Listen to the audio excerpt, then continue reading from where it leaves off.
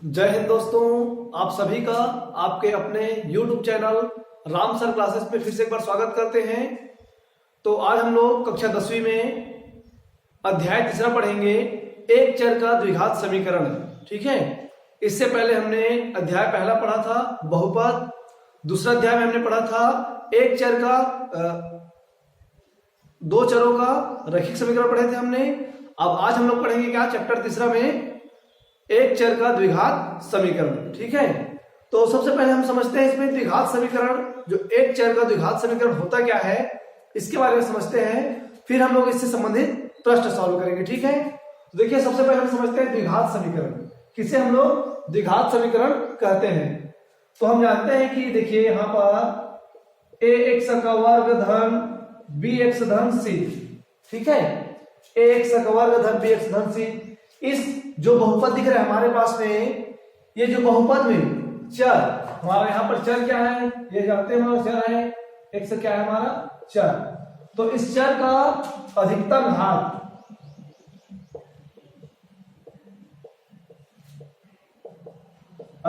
कितना है, 2 है। देखिए अधिकतम घात कितना है, 2 है। तो इसी के कारण इसके देखिए अधिकतम घात 2 होने के कारण क्या कहते हैं इसको हम लोग एक चर का द्विघात समीकरण, एक चर का द्विघात समीकरण। और एक चर क्यों, क्योंकि यहाँ पर चर देखिए एक्स एक्स, यहाँ पर कहीं पर आपको एक्स एक्स कोई दूसरा चर दिख रहा है क्या, नहीं दिख रहा है। जहां हमारे पास में ए बी व सी क्या है, वास्तविक संख्या है। क्या है, दोनों वास्तविक संख्याएं हैं। ठीक है, हमारे पास में ए बी और सी क्या है, तीनों वास्तविक संख्याएं हैं। एक्स हमारा चर है और इस चर का अधिकतम घात कितना है, 2 है। इसलिए इसको क्या कहा जाता है, एक चर का द्विघात समीकरण, एक चर का द्विघात समीकरण। जब इस बहुपद को, ठीक है, जब इस बहुपद को हम लोग शून्य के बराबर रखते हैं, इसको ए एक्स का वर्ग धन बी एक्स धन सी बराबर रखते हैं 0, क्या रखते हैं 0, तब क्या है, ये हमारा जो द्विघात समीकरण है, ये द्विघात बहुपद है, वो क्या बन जाता है, समीकरण बन जाता है। क्या बन जाता है, समीकरण। अब देखिए हमारे पास में एक्स का वर्ग धन बी एक्स धन सी बराबर क्या ले लिए हम लोग, 0 लिए। तो ये जो बहुपद था द्विघाती क्या बहुपद है, ये एक चर का क्या है, द्विघाती बहुपद है। तो जैसे ही हमने इसके बराबर में क्या लगाया 0, तो अब ये क्या बन गया, एक चर का द्विघात समीकरण बन गया। क्या बन गया, एक चर का द्विघात समीकरण। अब इसी को लेकर हमें क्या है, इस प्रश्न वाले में हमें क्वेश्चन सॉल्व करना है। सबसे पहले तो हमें प्रश्न वाले पहला में यह दिया गया है, हमें यहां पर क्या है, पहचानना है। ठीक है, यहां पर हमें क्या पहचानना है, बहुपदों को पहचानना है। ठीक है, तो मेरे ख्याल से आपको ये द्विघात समीकरण इसके कुछ बेसिक समझ में आ गया होगा। चलिए हम प्रश्न वाले पहला में बहुपद पहचानना सीखते हैं। ठीक है, जैसे कि हमारे पास में प्रश्न वाले पहला में क्या कह दिया है, मैं आपको बता रहा हूं यहां से पहला में।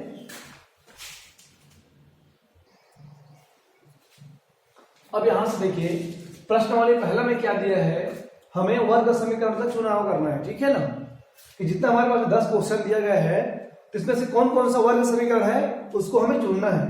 तो क्या करेंगे हम लोग, हम कैसे पता लगाएंगे इसमें से कौन सा वर्ग समीकरण है, कौन सा नहीं है।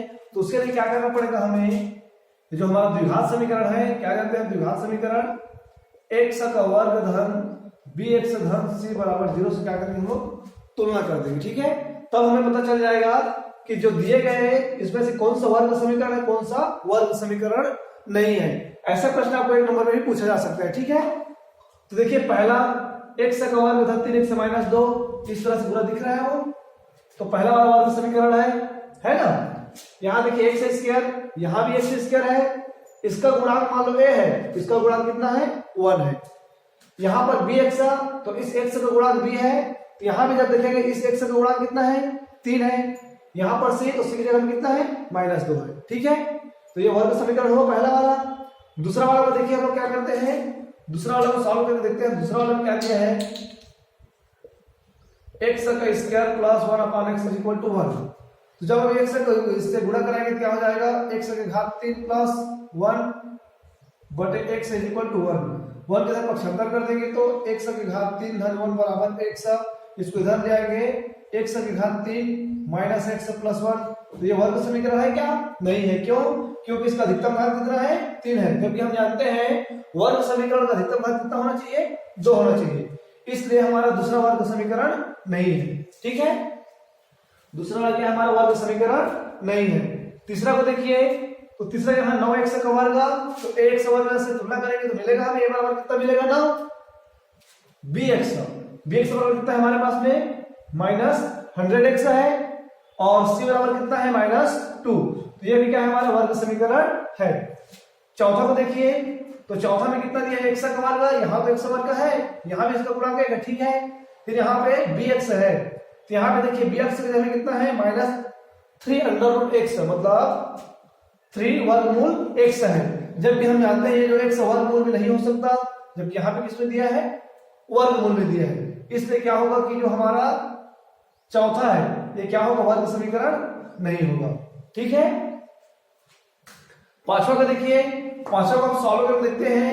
यदि इससे तुलना करेंगे, इससे वर्ग समीकरण से तुलना करने पर इसमें बैठ जाता है तो क्या होगा? वो वर्ग समीकरण होगा। तो पांचवा देखिए कितना दिया है? पांचवा x माइनस 2/x बराबर -x इतना दिया है। इधर x को गुणा कर देंगे तो x स्क्वायर -2/x होगा बराबर -x। इस -x के इधर इस x का इससे गुणा कर देंगे तो x का स्क्वायर -2 बराबर -x² होगा।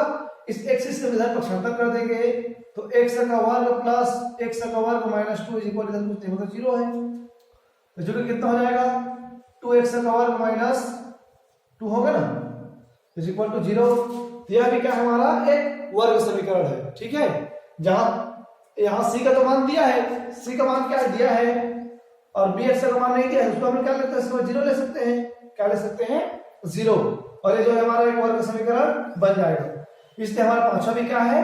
वर्ग समीकरण है। ठीक है, पांचवा भी क्या है? हमारा वर्ग समीकरण है। इस तरह से इसमें आपका पांचवा वर्ग समीकरण है, और आपका छठवां भी वर्ग समीकरण है। देखिए यहाँ से a का गुणांक कितना है? यहाँ पे x इसका गुणांक a है, यहाँ पर x का वर्ग गुणांक 5 है, यहाँ पे b का गुणांक सॉरी इससे x का गुणांक b है, तो यहाँ पे x का गुणांक कितना है? 3 है। यहाँ c बराबर 1/2। तो इसका मतलब क्या है? हमारा पांचवा भी वर्ग समीकरण है, सॉरी छठवां भी है, और ये सातवां भी है, और ये आठवां है। बाकी सब वर्ग समीकरण नहीं है। ठीक है ना, ये भी नहीं है वर्ग समीकरण, ये भी नहीं है, बाकी सब हमारा क्या है? वर्ग समीकरण है। तो बस हमारा क्या है? अध्याय मतलब प्रश्नावली पहला में इतना ही था, खाली हमें वर्ग समीकरण को पहचानना था। तो मेरे ख्याल से अब आपको वर्ग समीकरण को पहचानने में कोई भी असुविधा नहीं होगी। जब भी आपको वर्ग समीकरण पहचानने के लिए बोले तो सीधा सीधा आप इससे उसकी तुलना करा दीजिएगा, फिर आपको पता चल जाएगा कि वर्ग समीकरण है कि नहीं है। ठीक है,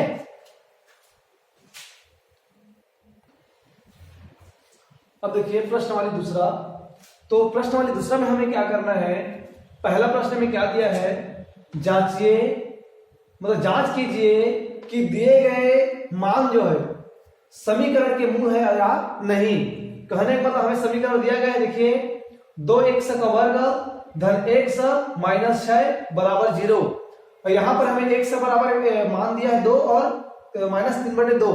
तो हमें ये पता करना है कि इस समीकरण में x के जगह में मान को रखना है, और हमें पता करना है कि जो दिए गए मान है ये समीकरण के मूल है अथवा नहीं।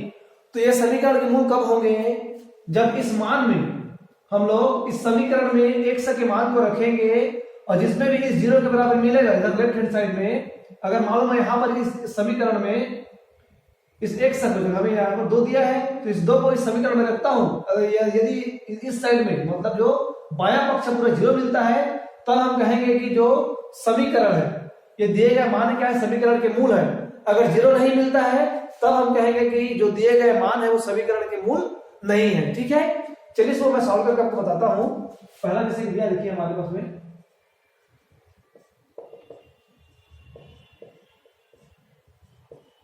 पहला हमें दिया है कितना? 2x का वर्ग धन x माइनस 6, ठीक है ना, बराबर 0 दिया है, और हमें क्या दिया है? x बराबर 2 और x बराबर -3/2 इतना दिया है। अब हम क्या करेंगे, इस लेफ्ट हैंड साइड को लेंगे। लेफ्ट हैंड साइड मतलब देखो राइट हैंड साइड तो हमारा 0 है, लेफ्ट हैंड साइड कितना है हमारा 2x का वर्ग धन x माइनस 6। तो चलिए हम लेफ्ट हैंड साइड को लेंगे। अगर लेफ्ट हैंड साइड को लेकर के हम लोग इस मान को रखेंगे, यदि 0 मिल जाता है तब हम कहेंगे कि जो दिए गए मान है वो समीकरण के मूल है। अगर 0 नहीं मिलता है तब हम कहेंगे दिए गए मान समीकरण के मूल नहीं है। ठीक है, तो चलिए लेफ्ट हैंड साइड में x बराबर 2 रखने पर प्रश्न को लिखना है, इसको 2x का वर्ग x माइनस 6 x बराबर 2 रखने पर, इसमें ना x बराबर 2 रख देंगे। तो चलिए रखते जाते हैं हम लोग 2x जगह हम कितना रखेंगे 2 रख दीजिए, 2 का वर्ग प्लस इस x जगह कितना रखेंगे 2 माइनस 6, ये हो जाएगा 2 का वर्ग मतलब 4 होगा प्लस 2 माइनस 6 बराबर ये कितना हो जाएगा 4 दूने 8 होगा प्लस 2 माइनस 6 बराबर कितना हो जाएगा ये 10 माइनस 6। देखिए बराबर कितना मिल रहा है 4 मिल रहा है ना, मतलब ये हमारा अतः बाया पक्ष नॉट इज इक्वल टू किसके दाया पक्ष के। ये जो हमारा बाया पक्ष है कहने का मतलब ये हमारा बाया पक्ष है, तो क्या 0 के बराबर मिला हमें, दाया पक्ष पर नहीं मिला। अब दूसरा को देखते हैं हम लोग,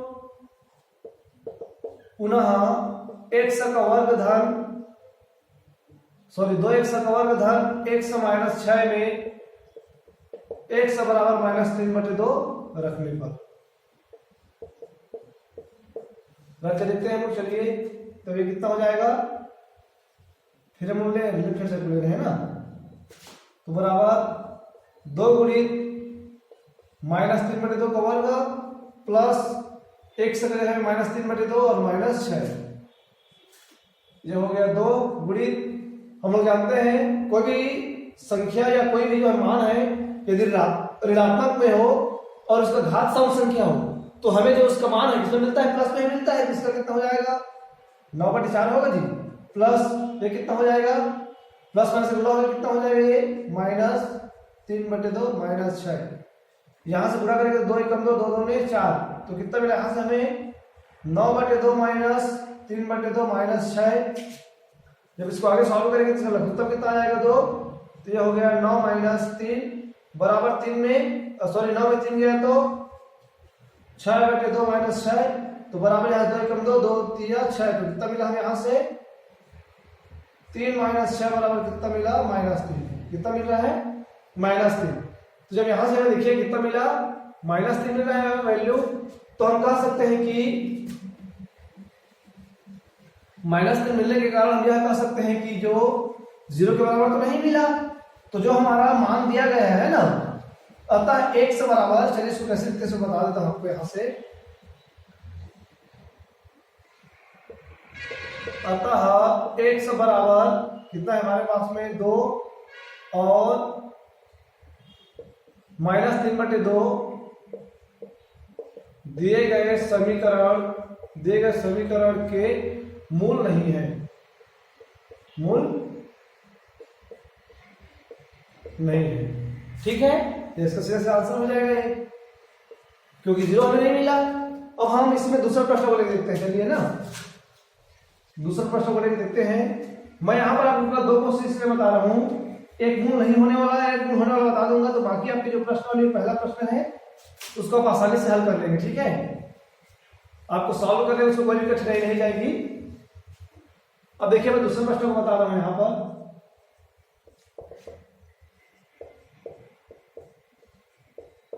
हमें दिया है कितना x का वर्ग, या यहां लेते हैं कितना दिया है x का वर्ग माइनस 4x प्लस 4 बराबर 0, और क्या दिया है x का मान, और x का मान दिया है यहां से हमें x बराबर 2 और x बराबर -3। तो हम लेते हैं लेफ्ट हैंड साइड को, लेफ्ट हैंड साइड लेके चलते हैं हम लोग। x का वर्ग माइनस 4x प्लस 4, हम सबसे पहले क्या रखेंगे, एक बार 2 रखेंगे। ठीक है, तो इस x के जगह हम एक बार क्या रखते हैं 2, तो 2 का वर्ग माइनस 4, एक संग जगह में 2 रख दीजिए, प्लस 4। अब देखिए 2 का वर्ग कितना होता है, 4 होता है, माइनस 4 में कितना हो जाएगा 8 प्लस 4। तो यहां से देखेंगे ये प्लस 4 से कितना हो जाएगा 8 होगा, जुड़ गए क्योंकि ये भी प्लस में है, ये भी प्लस में है। तो प्लस 4 प्लस जुड़ के कितना हो जाएगा प्लस 8 होगा, और यहाँ पर माइनस 8। देखिए दोनों आपस में कर गया, क्या मिला हमें 0। तो यहां से हम देखेंगे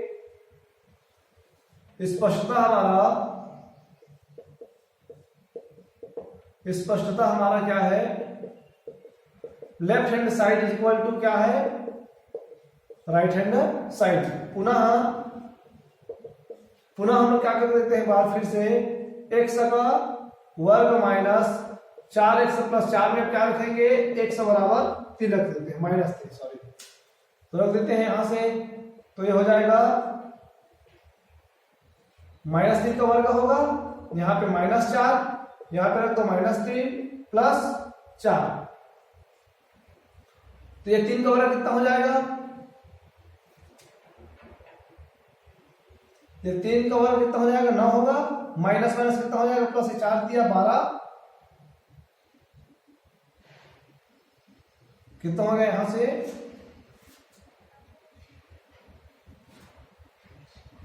माइनस 3 है ना, एक बार थोड़ा सा कंफ्यूजन हो रहा है, -3। हाँ चलिए रख देते हैं, यहां से कितना हो जाएगा, ये तो हो गया -3 का वर्ग मतलब 9 होगा, यहां से 12 हो गया, और ये प्लस कितना हो रहा है प्लस 4। तो यहां से कुछ गड़बड़ हो रहा है यहां से हमारे पास में, 1 मिनट।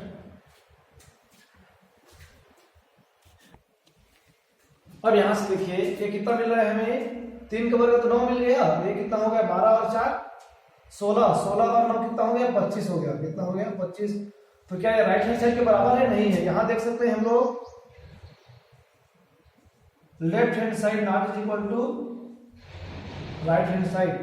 तो इसका मतलब यह है कि जो हमारा x बराबर कितना दिया है 2, ये समीकरण का मूल है, परंतु x बराबर -3 समीकरण का मूल नहीं है, ठीक है। तो ये तो हमारा प्रश्नावली में से प्रश्न पहला था। अब इसी में हम लोग प्रश्न दूसरा देखते हैं। प्रश्न दूसरा में क्या दिया है, डिफरेंट टाइप का है।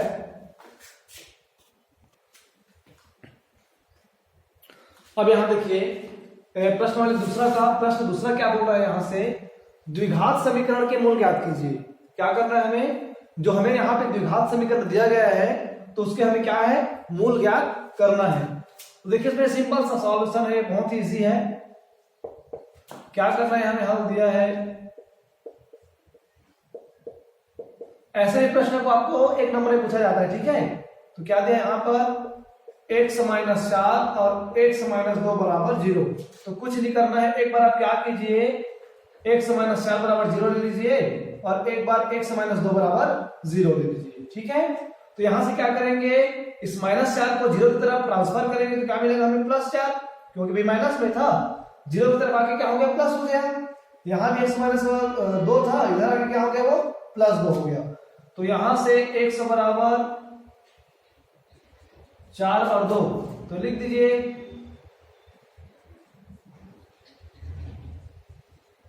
अतः x बराबर 4 और 2 समीकरण के 2 मूल हैं, 2 मूल है। सिंपल सा है, और आपको पेपर में इतना सॉल्व इजी, मतलब लंबा सॉल्व करने की जरूरत नहीं पड़ेगा, क्योंकि आपको आसानी से देख के समझ में आ जाएगा, ठीक है। इसको तो आप देखिए यहीं से बता सकते हैं, ये क्या आ जाएगा, जब इसको हम लोग 0 की तरफ ट्रांसफर करेंगे तो क्या हो जाएगा -3, और जब इस 2 को इसके बटे में ले आएंगे कितना हो जाएगा, x का मान यहाँ से -3/2, इसका कितना हो जाएगा +7/2, इसका कितना, इसको बताता हूं, ठीक है। आप लोग जो समीकरण दिया रहेगा उसको मूल ज्ञात करें तो आपको इजी समझ में आ जाएगा एकदम आसानी से, ठीक है। इसको मैं बताता हूं आपको, चलिए इसको एक बार बता देता हूं। ये कितना दिया है 2x + 3 और 2x - 7 बराबर 0। वही बात करना है हमें, क्या एक बार 2x + 3 बराबर 0, 2x - 7 बराबर 0। इस 3 को ट्रांसफर करेंगे तो 2x बराबर -3 होगा, और जब यहां से इस 2 को इधर पक्षांतर कर देंगे तो x बराबर -3/2, इसका जब लेंगे तो 2x बराबर +7 होगा, ये -7 0 की तरफ आके क्या होगा +7। x बराबर कितना हो जाएगा 7/2। देखिए 2 मूल मिल गया, -3/2 और प्लस 7/2। ठीक है, तो मैं इसी तरह से आपको तीसरा भी बता दे रहा हूं।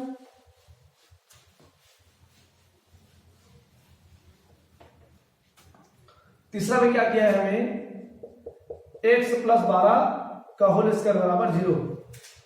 अब देखिए ये क्या है हमारे पास में, इसको चाहो तो 2 तरीके से बना सकते हो।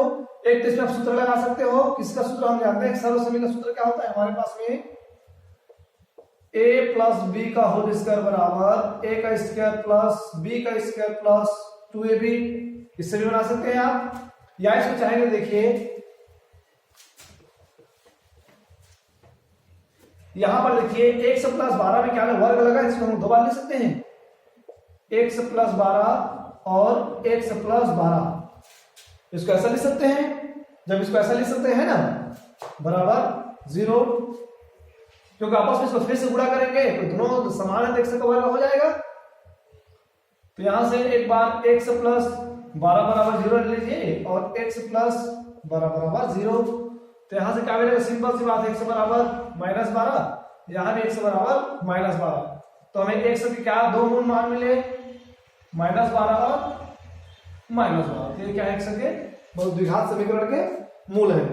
तो ये दूसरा प्रश्न में आपको आसानी से समझ में आ गया होगा कि कोई भी आपको समीकरण दे और उसका आप मूल ज्ञात करने के लिए बोले तो आप आसानी से इसको बना सकते हो। अब इसी में हम लोग क्या करते हैं, चलिए एक हमें द्विघात समीकरण दे दिया रहेगा और उसको क्या करना है, मध्य पद को या उसको गुणनखंड करके हमें क्या करना है, उसके मूल ज्ञात करना है। ठीक है, उसमें से मैं आपको कुछ प्रश्न बता देता हूं।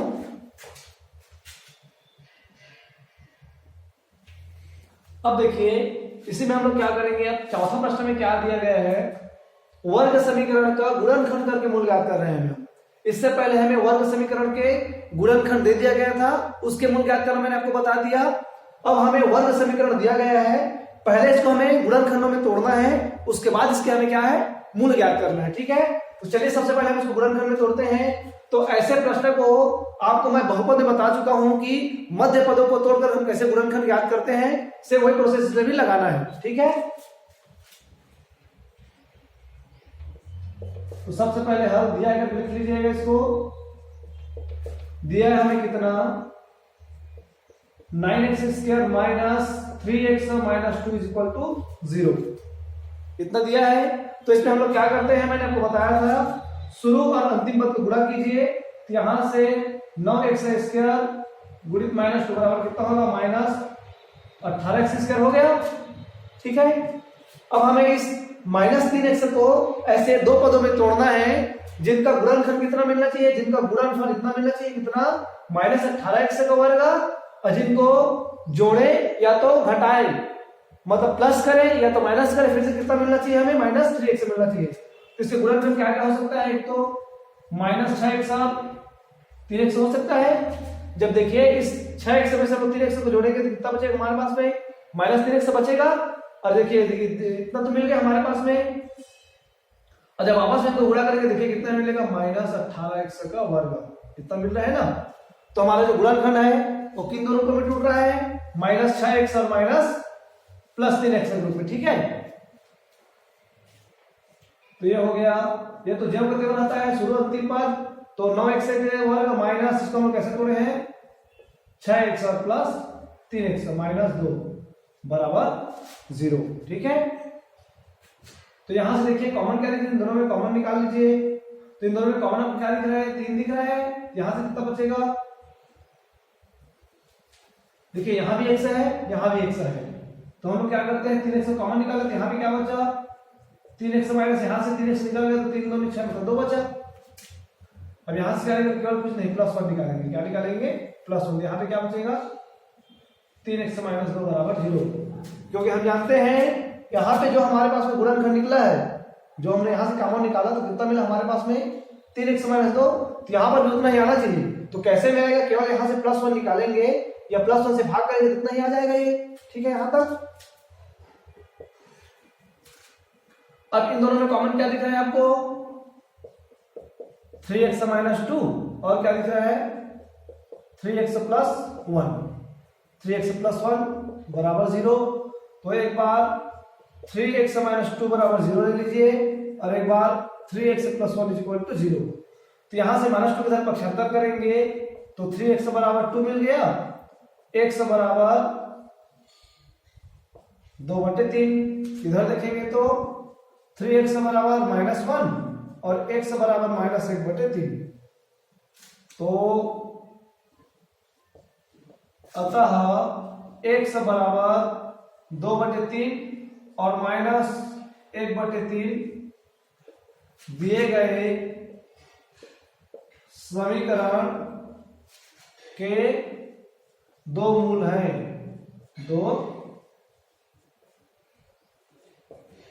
दो मूल हैं, ठीक है। तो ये समझ में आ गया होगा आपको। एक और दूसरे लेक्चर में क्वेश्चन आपको बता दे रहा हूं।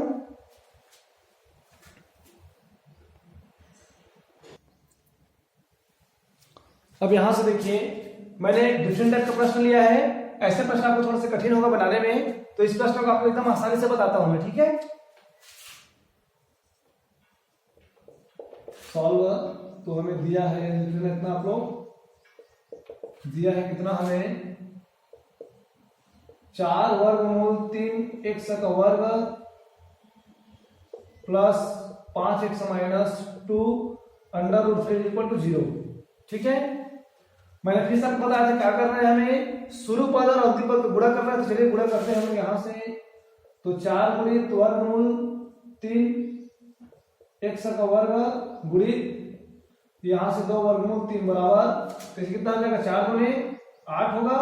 तो 8 गुणित वर्गमूल 3 का वर्ग हो जाएगा और इंटू x का वर्ग, तो कितना होगा ये 8 गुणित वर्ग से वर्गमूल कर दिया तो कितना बचा 3 इंटू x का वर्ग, तो कितना हो जाएगा 8 या 24 x का वर्ग। कितना आ रहा है हमारे इसका गुणनफल 24 x का वर्ग।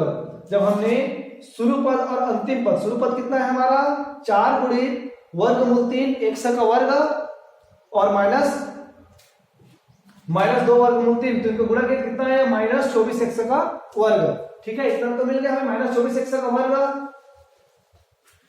कितना मिले गुणा किया तो हम लोग -24 x का वर्ग। अब हमें क्या करना है, इस 5x में से दो पदों में तोड़ना है हमें, तो तोड़ देते हैं। तो क्या कर सकते हैं उसको देखिए, तो प्लस 8x -3 से टूट सकता है। जब हम लोग इस 8x में से 3x को घटाएंगे तो कितना बचेगा हमारे पास 5x बचा थी। तो देखिए 5x मिल गया हमें प्लस में। और जब इन दोनों को आपस में गुणा कर देंगे, देखिए गुणा करके देखते हैं, तो 8x गुणित -3x बराबर 8 या 24 x का वर्ग होगा -24 x का वर्ग। तो हमारे पास में ये जो हमारा 5x है, 5x तीन दोनों को मिल टूटा प्लस 8x और -3x में, ठीक है। तो चलिए लिख लेते हैं उसको हम लोग। शुरू पद तो सेम रहता है, वर्ग 4 वर्गमूल 3 x का वर्ग धन 8x माइनस 3x माइनस 2 वर्गमूल 3 बराबर 0।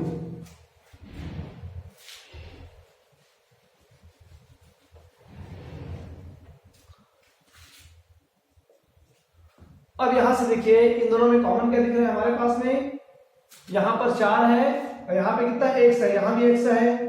तो सबसे पहले हम यहां से क्या निकाल लेते हैं, 4 को निकाल लेते हैं। 4x को कॉमन निकाले तो यहां पे क्या बचा √3x प्लस 2 बचा।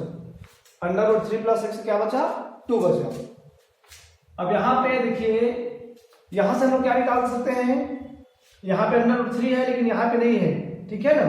तो इस तीन को हम लोग क्या लिख सकते हैं, देखिए एक बार यहां से -√3 कॉमन निकाल दीजिए। सबसे पहले एक बार इसको ज्योमेट्री में लिखो, ठीक है ना।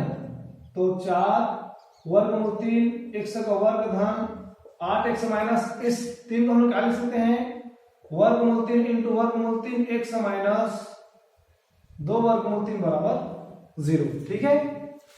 अब यहां से देखिए कॉमन, यहां से हम लोग जब 4 कॉमन लेंगे कितना 4x, यहाँ पे क्या बचा √3x बचा और प्लस 2। जब यहां से मैंने -√3 को कॉमन निकालेंगे, देखिए यहां भी √3 है, यहां भी। और मैंने भी बताया आपको क्या, 3 को हम लोग वर्गमूल 3 इंटू वर्गमूल 3 लिख सकते हैं। क्यों, क्योंकि जब इसका आपस में गुणा करेंगे तो कितना होगा, वर्गमूल 3 का वर्ग होगा जी, ये दोनों वर्ग से वर्ग किया तो 3 आ गया, इधर देखो ये दोनों तो 3 मिल गए ना। तो हमने इस 3 को क्या लिखा है, वर्गमूल 3 इंटू वर्गमूल 3, क्यों? समीकरण को संतुलन बनाने के लिए, ठीक है। क्या किया हम लोग, समीकरण को संतुलित करने के लिए इस 3 को हमने वर्गमूल 3 इंटू वर्गमूल 3 लिखा है, ठीक है। अब यहां से देखो वर्गमूल 3 मैंने कॉमन निकाल दिया, यहाँ क्या बचा, एक वर्गमूल 3 बचा है, वर्गमूल 3 यहाँ पे एक सा, यहां से वर्गमूल 3 निकल गया, कितना बचा, -2 बराबर 0। अब हमारे पास में कितना है, वर्गमूल 3 x माइनस 2 है, प्लस 2 कॉमन निकाल लेंगे और 4x माइनस 2 नहीं 4x माइनस वर्गमूल 3 है बराबर 0। तो एक बार ले लेंगे हम लोग वर्गमूल 3x प्लस 2 बराबर 0, और एक बार क्या लेंगे 4x माइनस वर्गमूल 3 बराबर 0। तो यहां से हो जाएगा हमारे पास में ये x बराबर -2 वर्गमूल 3, यहां से x बराबर वर्गमूल 3/4। तो अतः x बराबर -2 वर्गमूल 3 और वर्गमूल 3/4 समीकरण के 2 मूल हैं, 2 मूल हैं। यह हमारा क्या है, आंसर है। तो आई होप ये प्रश्न आपको आसानी से समझ में आ गया होगा, ठीक है। तो अभी आप लोगों के अध्याय 3 से एक चर का द्विघात समीकरण से मैंने आपको प्रश्नावली पहला और प्रश्नावली दूसरा से पूरा प्रश्न पढ़ा चुका हूं, ठीक है। अब आप लोग जितने भी प्रश्न हैं उसको बना के देखेंगे, अगर उसमें कोई आपको परेशानी होती है तब हमें उस प्रश्न को फिर से बताइए, सर करके बताइए, बोलेंगे तो फिर उस प्रश्न को हम आपको सॉल्व करके बता देंगे, ठीक है। और अगर ये वीडियो आपको अच्छा लगा तो वीडियो को लाइक कीजिए, सब्सक्राइब कीजिए और ज्यादा से ज्यादा शेयर कीजिए, ठीक है। जय हिंद।